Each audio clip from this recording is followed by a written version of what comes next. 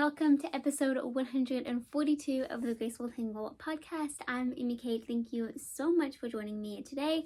I'm super excited to be back with you guys with another podcast episode. I have lots of projects and designs to share with you guys, and then a really good book that I'm currently reading that I'm super excited to talk about. And yeah, it's gonna be a good episode. It is a beautiful day here. I have realized over the past couple of weeks that I think for like the first time in my lifetime, or at least that I can remember, Alabama has had a legit spring. It has been pretty amazing. Next week is supposed to get really hot, like in the 80s.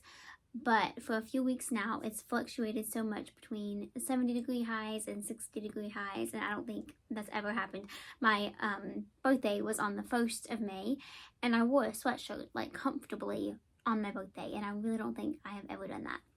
Total tangent, but it's kind of crazy that the weather has actually been so nice, and we usually have so much severe weather in the spring, and we haven't had a ton of that either, which is just a huge blessing. So anyway, weather aside, I don't have any finished objects to share this week that aren't designs, so let's go ahead and talk about a couple of works in progress.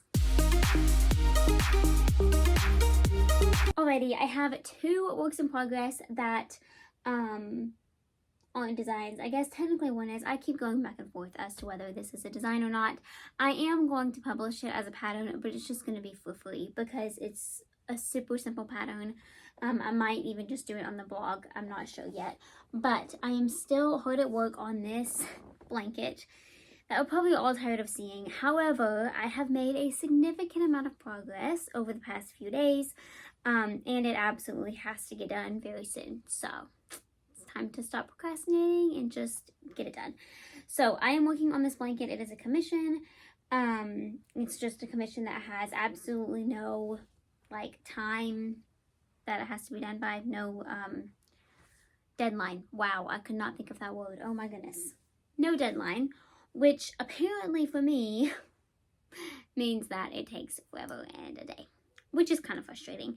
Honestly, this is not a project that I enjoy working on very much. It's just extremely time consuming and not super easy on the hands because of the size needles and the yarn. So it's just not a super fun project, and I definitely think that is playing a role in my motivation to work on it. However, since I last podcast, I don't remember, I placed this marker on like May 2nd, I think. Today is currently the 6th. I think that's right. Anyways, I'm not sure if I worked on it any before that. Like, I don't know when the last time you guys saw it was, but it has grown. I'm going to try to hold it up without losing all of my stitches. I've already lost a couple. That's fun. Hold on. Good grief. Okay. There we go. So here's what it currently looks like. This is just a seed stitch blanket. It is huge. There's a few ends that I need to trim still, so just excuse that. It's also navy and fuzzy yarn, so it's going to pick up a little bit of hair here and there. But yeah, it is getting there. I'm honestly getting close to being done, and I'm super excited about that. My goal right now is to work on it for 30 minutes every day. And so far that has worked out pretty well. I have made a legit amount of progress. I'm hoping that I can keep up that motivation and actually get it done in a timely manner. That is the goal. I have been, it's changed like a little bit here and there, but I really enjoy the Monk TV show. I have watched like the whole series multiple times, so I basically know every episode, but I started the series completely over, and I'm on like episode 2. I mean, it's, you know, I'm not watching it a ton for sure, but that's kind of been my, like, I work on that blanket while I watch the show because both are mindless, and it's just a lot more enjoyable way of spending my time working on that blanket versus just, you know, doing nothing or whatever. So anyways, I kind of have that. I'm kind of using that as a little bit of motivation. Like, I want to watch that show, but I'm not going to let myself unless I work on that project. It's a whole thing, but it works, so we're gonna go with it. Alrighty, the next work in progress, I'm actually halfway done with it. It is a pair of socks. And here's what the first sock looks like. I don't have a blocker handy, so that's a little bit frustrating, but here's what it looks like. I am using this yarn, which is old. I don't even remember where I got this. I think it was given to me. It's like old Hobby Lobby sock yarn. And they don't even sell it anymore. Like, there's no point. But it's basically, I think, a 75-25 blend. 70% superwash wool, 23% polyamide, which is basically nylon, and then 7% PBT, which I have no idea what that is, so that's cool. No idea. But anyway, I'm actually making these socks for my brother for his birthday, which is in July, so way ahead still. But I just wanted to cast on a pair of stockinette socks, and I figured I should just go ahead and start these gift ones since I knew I was going to be making them anyway. So that's what I did, and I finished the first one. Super simple cuff down sock. I used my toe of my standard Success Socks pattern. Afterthought heel. Yeah, I really love the way they turned out, and I think that he is too. He really likes, like, his favorite color has been yellow forever, but I think the combination of like the green, the blue, and the brown is going to be really, really nice. I think he's going to like them. I'm excited to give them to him in July. So definitely still a ways away, but I've done so much better this year so far about making gifts ahead of time, which has been amazing. So I'm really hoping to keep up that stamina. Alrighty, that is it for all of the works in progress that aren't designs. But I do have 3 designs to share with you guys, one of which I'm definitely the most excited about. So let's go ahead and chat about those. Okay, first up, design-wise, I did finish something this week. This is not coming out until the fall or winter. I'm actually going to be making another sample too, I think, but this is the Simplicity Vest. So this is a crochet oversized vest. It uses only the half double crochet stitch, and here's what it looks like. I made this, wrote the pattern, and finished up a video tutorial to go along with it this week. So, yeah, it has been a big project, and it's not going to come out until, like I said, early fall. But I'm very excited about it. I'm super excited that it's done. I think I'm going to make another one and add length. It's totally fine for the tutorial. It doesn't really matter. But I think, like, for pattern purposes, it just needs to be a little bit longer. So yeah, especially with like how oversized it is, I think it would look better if it was just longer. So that's what I'm gonna do. I'm gonna make a second and add a good bit of length. But yeah, absolutely love the way that it turned out. It was so much fun to make, so mindless. I love the half double crochet stitch, and I'm really excited about this like just little collection of just patterns with just that stitch. Because it's super beginner friendly, but it's also just really, it's like it's supposed to be a blend between like single crochet and double crochet. That's exactly what it is, but I just love the way that it looks so much. So anyways, that's the first thing. And then next up, this pattern is launching this Thursday, so in just a couple days, but it is the Overcast Cowl. Definitely inspired by the Overcast Cozy, which is a pattern that I released, I believe, last year. But yeah, this is just a really cozy cowl. I will slip it over my head so you can see what it looks like on. So this would be so perfect for like a gift if you want to get ahead like me. And you can use like a yarn that's kind of recommended in the pattern, which is like a worsted or heavy worsted acrylic. Or you could substitute it for a cotton or cotton blend, and it would be the perfect like drapey, summery lightweight cowl, which would be perfect for this time of year. So you can definitely kind of take it and make it your own, and you can also like adjust the width and the length and all of that stuff. All of that information will be included in the pattern. But yeah, I love the way that this turned out. It's super cozy too, and it was, again, so much fun to make. So anyways, that is releasing in just a couple days, so stay tuned for that. And then the last design that I have to share is a blanket that I love so much. I love how this turned out. So this is going to be called the Patches Blanket. It is launching in just a couple weeks, or next week, actually. Anyways, but here's what it looks like. I love it. It is so much fun, and this is definitely one of those patterns that you can just take the idea and run with it.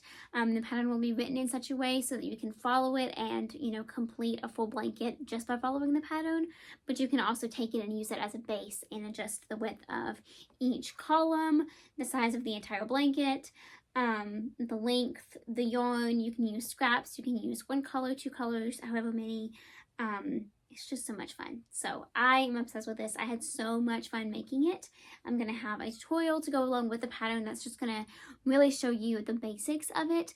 I won't be making a full blanket, but just kind of showing you how you can make it your own, that kind of idea, and the actual like slip stitch join technique. But yeah, I'm obsessed with it. It turned out so good. I love it so much.